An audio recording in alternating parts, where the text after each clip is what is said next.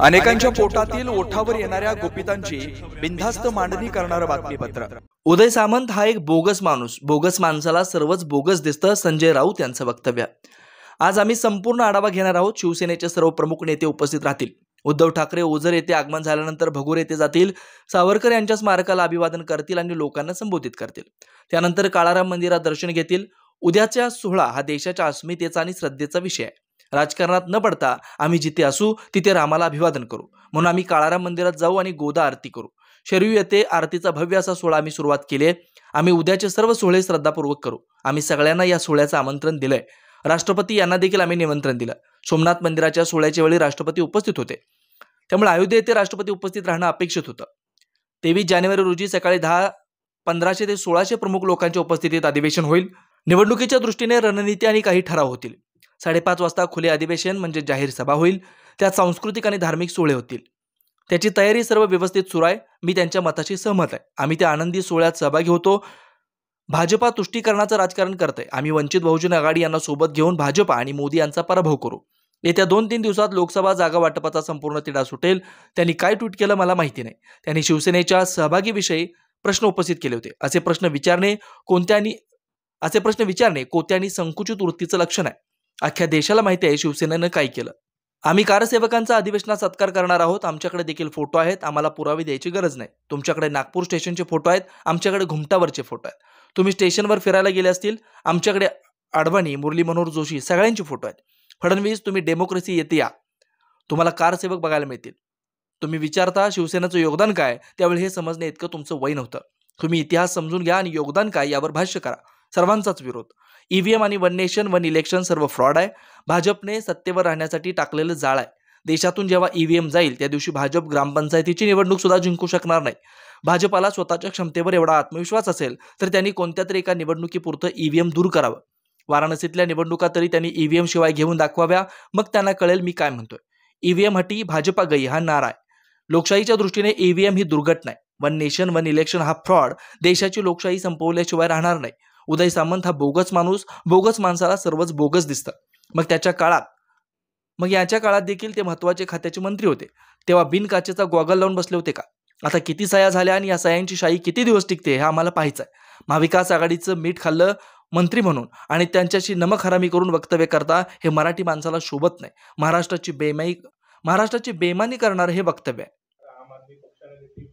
सगळ्यांचाच विरोध आहे। ईव्हीएम आणि वन नेशन वन इलेक्शन हे दोन्ही फ्रॉड आहे।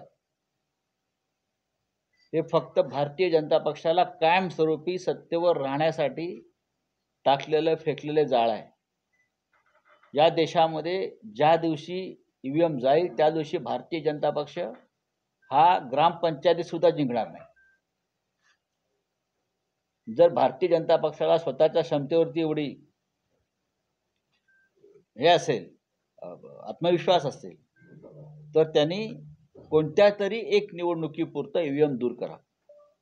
वाराणसीतल्या तरी निवडणुका त्यांनी ईव्हीएम शिवाय घेऊन दाखवाव्या आणि सुरतची तरी, मग त्यांना कळेल मी काय म्हणतोय ते। ईव्हीएम नसेल, ईव्हीएम हटी भाजपा गई हा नारा आहे। ईव्हीएम ही दुर्घटना आहे लोकशाहीच्या संदर्भात। लोकांचा विश्वास नाही या प्रक्रियेवर। वन इलेक्शन वन नेशन हा फ्रॉड आहे। फडणवीसांनी आज सकाळी ट्विट केलेला आहे। कार सेवेमधला एक फोटो त्यांनी ट्विट केला आहे की नागपूर रेल्वे स्टेशनवरती कार सेवेला जात असताना याआधी ते कधी कार सेवा केली, ते कधी त्या सगळ्या लढ्यात सहभागी झाले असे प्रश्न उपस्थित करण्यात आले होते। त्यांनी त्या ट्विटच्या माध्यमातून बघा त्यांनी काय ट्विट केलंय मला माहीत नाही। त्यांनी जे प्रश्न उपस्थित केलेले आहेत ते शिवसेनेच्या सहभागाविषयी केले। हा अत्यंत हास्यास्पद आणि पोरकट प्रश्न आहे। जर कोणाला हा प्रश्न पडला असेल की अयोध्येच्या लढ्यात शिवसेनेचं योगदान काय आणि ते कधी होते, तर असे प्रश्न विचारणं हे कोत्या आणि संकुचित मनोवृत्तीचं लक्षण आहे। अख्ख्या देशाला माहिती आहे की अयोध्येत शिवसेना काय करत होती, हे शिवसेनेचं योगदान काय, हिंदू हृदय सम्राट बाळासाहेब ठाकरेंचं योगदान काय आहे। त्यातले जे करसेवक होते ज्यांनी प्रत्यक्ष तिथे सहभाग घेतला त्यातले अनेक करसेवकांना आम्ही उद्याच्या शिबिरामध्ये आमंत्रित केलं आहे सन्मानानं. आम्ही त्यांचा सत्कार करणार आहोत आणि डेमोक्रेसी क्लबला त्यासाठी एक प्रदर्शन आम्ही केलेलं आहे शिवसेनेच्या सहभागाविषयी, ज्या आमच्याकडे उपलब्ध काही त्या संदर्भात, जसं त्यांनी आपला एक जुना फोटो टाकलाय नागपूरच्या फडणवीसांनी, तशी छायाचित्र, पोलीस स्टेशन, आमच्यावर झालेल्या कारवाया, आम्ही हजर राहिलो कोर्टापुढे, ते सगळं आमच्याकडे आहे ना. तुम्हाला पुरावा द्यायची गरज नाही आम्हाला. तुम्ही कोण? तुमचे लोक पळून गेले तिथून, सगळ्यांना माहिती आहे. आणि शेवटी बाळासाहेब ठाकरेंनी जबाबदारी स्वीकारली. यापेक्षा मोठा पुरावा काय असतो? तुम्ही नागपूर स्टेशनला आहात, पुढे पोहोचलात का? नागपूर स्टेशनचे फोटो आहेत आमच्याकडे, प्रत्यक्ष घुमटावरचे आहेत ना व्हिडिओ. नागपूर स्टेशनला गेले असाल फिरायला, आपण सगळे जात असतात लोक ना. लहानपणी काय नागपूरला फिरण्याची जागा स्टेशनच होती. मला त्याच्याविषयी वाद करायचा नाहीये. इथे प्रत्येकाचं योगदान आहे. लालकृष्ण अडवाणी असतील, मुरली मनोहर जोशी असतील, उमा भारती असतील, त्या काळातले आमचे शिवसेनेचे सगळे खासदार तिथे उपस्थित होते, मनोहर जोशींपासून सरपोतदारांपर्यंत.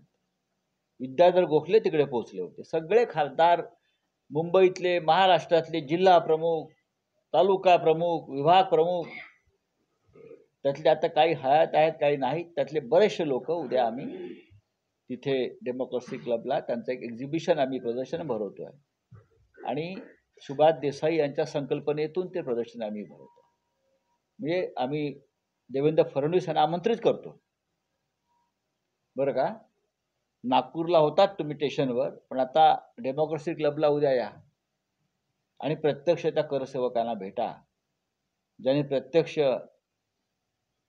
फक्त इथे ऑपरेशन कमळ होत नाही, ऑपरेशन बाबरी पण होतं.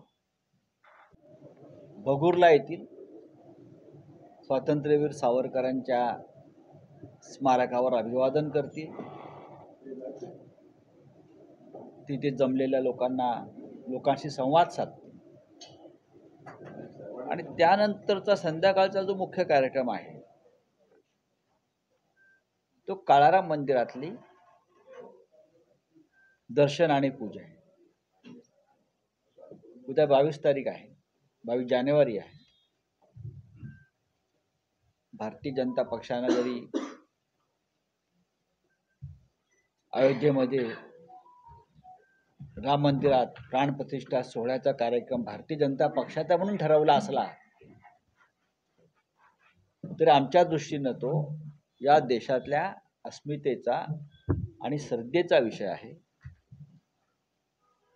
आणि या राजकारण बाजूला ठेवून जरी एक पक्ष राजकारण करीत असला या सगळ्या सोहळ्याचं, तर आम्ही सगळ्यांनी असं ठरवलेलं आहे की त्या राजकारणात न पडता आपण जिथे आहोत तेथे आपण प्रभू श्रीरामाला आदरांजली किंवा श्रद्धेनं विनम्रपणे आपण त्यांची पूजा अर्चा करावी आणि आपापले कार्यक्रम करावे. त्यानुसार उद्या आम्ही काळाराम मंदिरामध्ये उद्धवजी आणि आम्ही सगळे शिवसेना नेते, हजारो शिवसैनिक येतील आणि त्यानंतर आता संध्याकाळी लगेच तिथून गोदा तीरावरती गंगा आरतीचं प्रयोजन आहे. त्याची पण तयारी जोरात सुरू आहे. अशा प्रकारची आरती आम्ही अनेकदा अयोध्येच्या शरयू तीरावर केलेली आहे.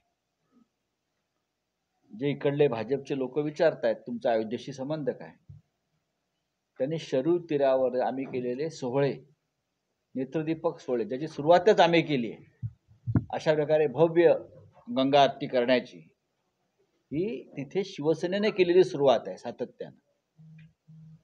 तर तशाच पद्धतीचा सोहळा माननीय उद्धव ठाकरे, आदित्य ठाकरे, सौ रश्मीवहिनी ठाकरे आणि असंख्य आमचे नेते पदाधिकारी यांच्या उपस्थितीत गंगा आरतीचा सोहळा होईल. हे 22 तारखेचे म्हणजे उद्याचे सर्व सोहळे हे आम्ही श्रद्धापूर्वक करतो. हे धार्मिक सोहळे आहेत, हे सांस्कृतिक सोहळे आहेत आणि हे आमच्या राष्ट्रीय अस्मितेचे सोहळे आहेत. त्याच्यामुळे या सोहळ्याला फक्त शिवसेना नाही तर आम्ही सगळ्यांना आवाहन केलं की आपण या. खरं म्हणजे आम्ही राष्ट्रपती द्रौपदीजी मुर्मू यांना सुद्धा आमंत्रण दिलं आहे, रितसर आमंत्रण दिलेलं आहे, रितसर राष्ट्रपती भवनात जाऊन दिलेलं आहे. कारण अयोध्येत प्रधानमंत्री आहेत, तिथं राष्ट्रपतींना फार महत्त्व दिसत नाहीये. माननीय उद्धव ठाकरे यांची भूमिका अशी होती की सोमनाथ मंदिराचा जेव्हा प्राणप्रतिष्ठा सोहळा झाला तेव्हा राष्ट्रपती राजेंद्र प्रसाद उपस्थित होते. त्याच्यामुळे हा एक तितकाच महत्त्वाचा सोहळा आहे, तर तिथे राष्ट्रपतींनी उपस्थित असावं. जर तुम्हाला अयोध्येत आमंत्रण नसेल तर ते सोडून द्या. तर हा एक सोहळा आहे, हा बिगर राजकीय सोहळा आहे. जर आम्ही असलो तरी तर आपण हे आमचं आमंत्रण आहे, जनतेला आमंत्रण आहे. हे तिन्ही सोहळे, सावरकरजी, काळाराम मंदिर आणि गंगा आरती, ही तिन्ही सोहळे हे आमच्यासाठी सध्याचे आदराचे असे विषय आहेत. आम्ही ह्याच्यामध्ये कोणते राजकारण करू इच्छित नाही. त्यानंतर 23 तारखेला माननीय हिंदुहृदय सम्राट शिवसेना प्रमुख बाळासाहेब ठाकरे यांचा जन्मदिवस असतो, आपल्याला माहीत असतो. आम्ही तो त्यांचा जन्मदिवस नेहमी आनंदाने साजरा करत आलो.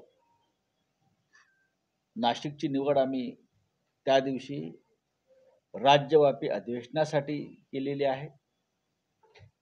हे अधिवेशन जे आहे हे डेमोक्रेसी क्लबला होईल. सकाळी 10 वाजता सुरुवात होईल अधिवेशनाला. राज्यभरातून किमान 1500 ते 1600 प्रमुख प्रतिनिधी उपस्थित राहतील. हे अधिवेशन 1:30 वाजेपर्यंत चालेल.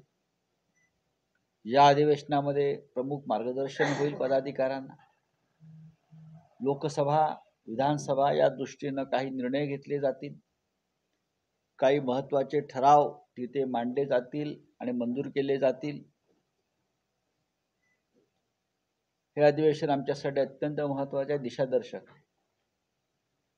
त्यानंतर संध्याकाळी 5:30 वाजता नाशिकच्या अनंत कान्हेरे मैदानावर, हुतात्मा अनंत कान्हेरे मैदानावर खुलं अधिवेशन भव्य जाहीर सभेच्या रूपात होईल. आणि तेथेही काही सांस्कृतिक कार्यक्रमामध्ये होतील, शाहिरी पोवाडे होतील. त्यानंतर काही धार्मिक सोहळे आहेत. म्हणजे अंबाबाईचा गोंधळ तिथे आम्ही पुन्हा एकदा दार उघड बाई दार उघडचा नारा घेऊन इथं आलेलो आहोत. नाशिकला आम्ही यापूर्वी केलाय. आणि उद्धवजींचं मार्गदर्शन महाराष्ट्राला आणि देशाला होईल. अशा प्रकारचे 2 दिवसाचे नाशिकमधले कार्यक्रम आम्ही करतो आहोत. आणि त्याची तयारी अत्यंत व्यवस्थित या आमच्या नाशिकमधल्या प्रमुख पदाधिकाऱ्यांनी केलेली आहे. त्याच्यामध्ये आमचे सुधाकर भाऊ बडगुजर असतील, दत्ताजी गायकवाड, बरं का, त्या विनायकराव पांडे, DG सूर्यवंशी, विलास शिंदे, हे सगळे जे आमचे बसले आहेत, सुनील बागुलजी, त्यानंतर काही लोक आता बाहेर आहेत,